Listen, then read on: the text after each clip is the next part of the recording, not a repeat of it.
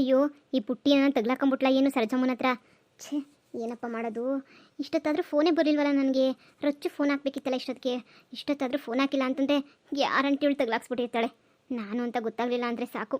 ಛೇ ಇಲ್ಲಾಂದರೆ ಇಷ್ಟೊತ್ತಿಗಾಗಲೇ ಫೋನ್ ಮಾಡಬೇಕಿತ್ತು ತಾನೇ. ಯಾಕೆ ಫೋನ್ ಮಾಡಿಲ್ಲ ರೊಚ್ಚು ಇನ್ನೂ? ಈ ಪುಟ್ಟಿ ಎಲ್ಲೋದ್ಲಪ್ಪ, ಇನ್ನೂ ಬರಲೇ ಇಲ್ವಲ್ಲ.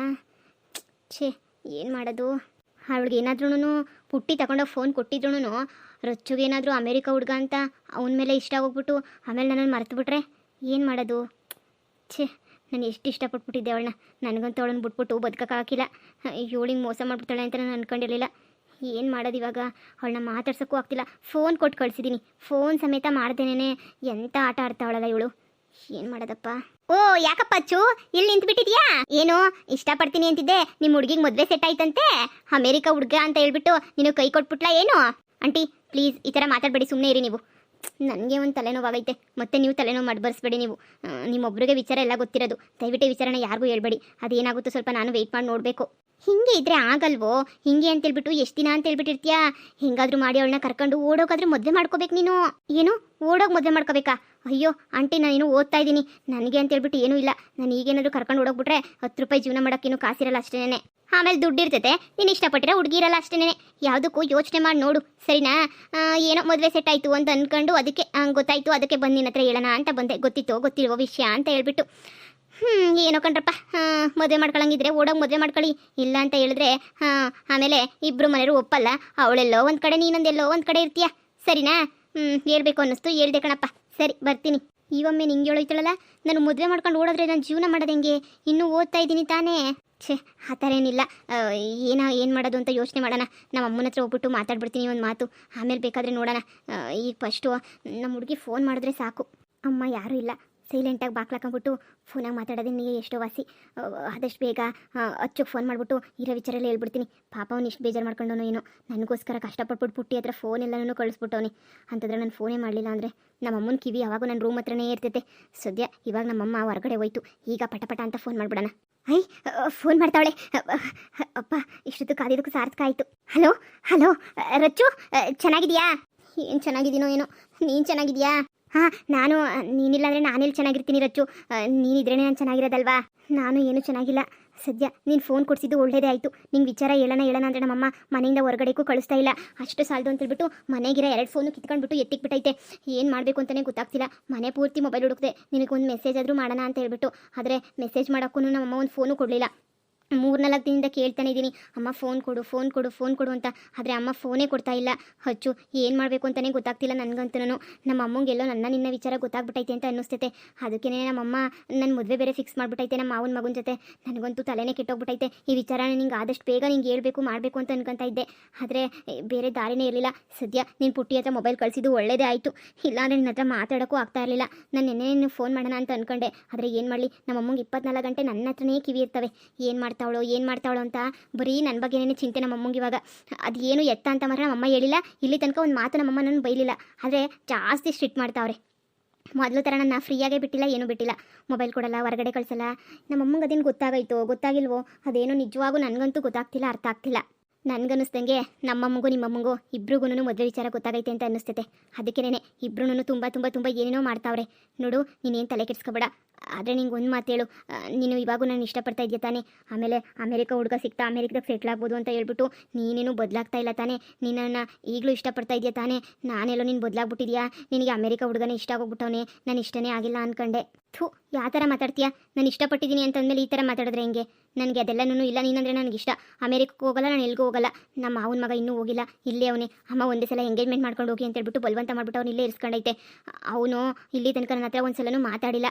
ಮಾತಾಡೋಕೆ ನನಗೆ ಭಯ ಆಗ್ತೈತೆ. ಅವ್ನು ಮೊದಲೇ ಒಂಥರ ಲೂಸು, ಯಾಕೆ ಬೇಕು ಅಂತ ಹೇಳ್ಬಿಟ್ಟು. ಅವ್ನಿಗೇನೋ ನನ್ನ ಮೇಲೆ ಅಷ್ಟೊಂದು ಇಂಟ್ರೆಸ್ಟ್ ಇಲ್ಲ ಅಂತ ಅನ್ನಿಸ್ತೈತೆ. ಆ ಥರನೇ ಬಿಹೇವ್ ಮಾಡ್ತಾವನೆ. ಆದರೆ ಏನು ಮಾಡೋದು ಏನು ಅಂತಲೇ ಗೊತ್ತಾಗ್ತಿಲ್ಲ.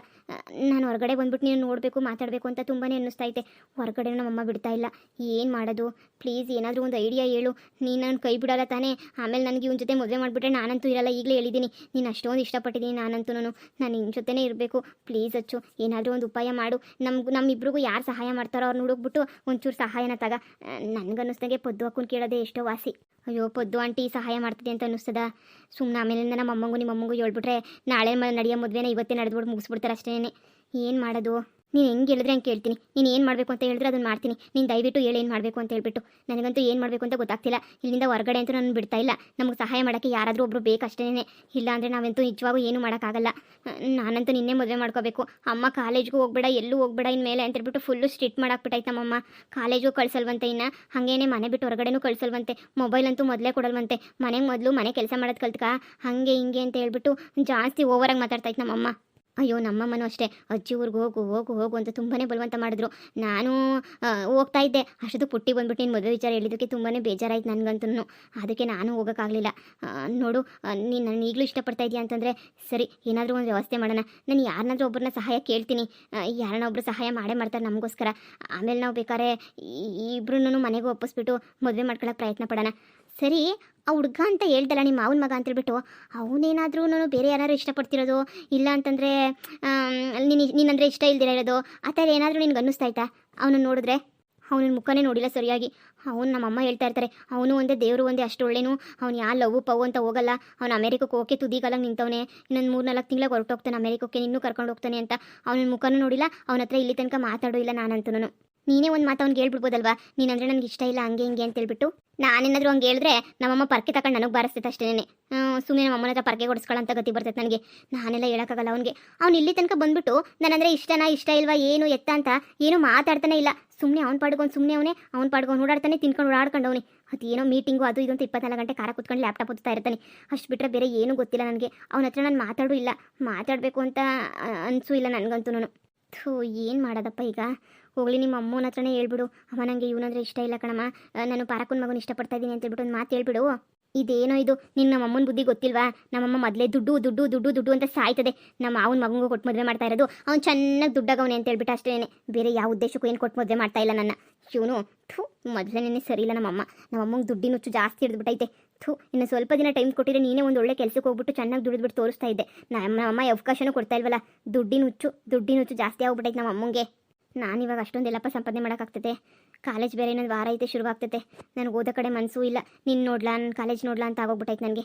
ಸರಿ, ನಾನು ನೀನೇ ಹೇಳ್ದೆ ಯಾರಾದರೂ ಸಹಾಯ ಕೇಳು ಅಂತ ಯೋಚನೆ ಮಾಡೋಣ. ನೋಡು, ಈ ಫೋನ್ನ ಭದ್ರವಾಗಿ ಬಚ್ಚಿಟ್ಕ. ಈ ಫೋನ್ನ ಸೈಲೆಂಟ್ ಮುಡ್ಗೆ ಹಾಕಿರೋ.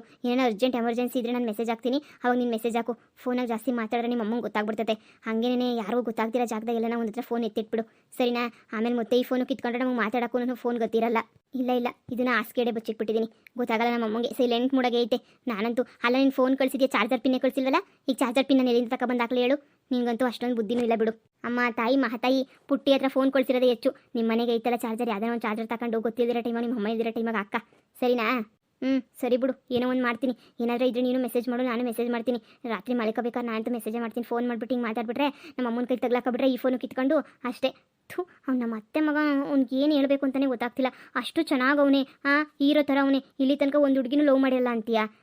ನೋಡಿದ್ರೆ ಒಳ್ಳೆ ಏನೂ ಗೊತ್ತೇ ಇಲ್ವೇನೋ, ನನಗೆ ಒಳ್ಳೆ ಬೇಬಿ ಬಾಯ್ ಥರ ಸುಮ್ಮನೆ ಸೈಲೆಂಟಾಗಿ ಓಡಾಡ್ಕೊಂಡಿರ್ತಾನೆ. ಅವ್ನ ಮುಖದಾಗ ನಗುನೂ ಇರಲ್ಲ, ದುಃಖನೂ ಇರಲ್ಲ, ಹಂಗಿರ್ತಾನೆ. ಅವ್ನು ಕಂಡಿಡಿಯೋದು ಹೆಂಗೋ ಗೊತ್ತಾಗ್ತಿಲ್ಲ. ಅಚ್ಚು, ನಾನು ಹೇಳ್ದಂಗೆ ಮಾಡು. ನೀನು ಹೋಗ್ಬಿಟ್ಟು ಯಾರು ಸಹಾಯ ತಗ. ಇಲ್ಲ ಅಂತಂದರೆ ಏನಾದರೂ ಬೇರೆ ಯೋಚನೆ ಮಾಡು. ನೀನು ಏನು ಹೇಳಿದ್ರು ಅದಕ್ಕೆ ನಾನು ರೆಡಿಯಾಗಿದ್ದೀನಿ. ನಿನ್ನನ್ನು ಮಾತ್ರ ನಾನು ಕಳ್ಕೊಳ್ಳಲ್ಲ ಅಷ್ಟೇ. ಸರಿ ಬಿಡು, ನಾನು ಯೋಚನೆ ಮಾಡ್ತೀನಿ. ನನ್ನ ಫ್ರೆಂಡ್ಸ್ ಹತ್ರ ಎಲ್ಲ ಸ್ವಲ್ಪ ಜನದ ಹತ್ರ ಮಾತಾಡ್ತೀನಿ.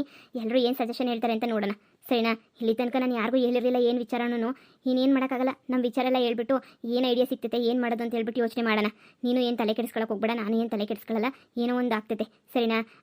ಸರಿ, ನಿಮ್ಮ ಅಮ್ಮ ಯಾರಾದರೂ ಬಂದುಬಿಟ್ರೆ ಮೆಸೇಜ್ ಮಾಡಿ ಸುಮ್ಮನೆ, ಫೋನಾಗ ಮಾತಾಡೋದು ಬೇಡ ಜಾಸ್ತಿ. ಸುಮ್ಮನೆ ನಿಮ್ಮ ಅಮ್ಮ ಕೇಳಿಸ್ಕೊಂಡು ಫೋನ್ ಕಿತ್ಕೊಂಡ್ಬಿಡ್ತಾರೆ. ಸರಿ ಆಯ್ತು ಹೇಳು, ಮೆಸೇಜೇ ಮಾಡ್ತೀನಿ. ಕರೆನ್ಸಿ ಐತಾನೆ ಇದ್ರಾಗೆ? ಕರೆನ್ಸಿ ಹಾಕ್ಸಿದ್ದೀನಿ, ಮುಗ್ದೋದಾಗ ನಾನೇ ಹಾಕಿಸ್ತೀನಿ ಬಿಡು. ಸರಿ ಆಯಿತು, ನಾನು ಆಮೇಲೆ ಮೆಸೇಜ್ ಮಾಡ್ತೀನಿ. ಸರಿ ಬಾಯ್. ಹಬ್ಬ, ನಮ್ಮ ಹುಡುಗಿ ಇನ್ನೂ ನಾನು ಇಷ್ಟಪಡ್ತಾಳಲ್ವ, ಅಷ್ಟೇ ಸಾಕು. ಅಮೇರಿಕಾ ಹುಡುಗ ಅಂತೇಳ್ಬಿಟ್ಟು ಏನೂ ಬದಲಾಗಲಿಲ್ವಲ್ಲ, ಅಷ್ಟೇ ಸಾಕು.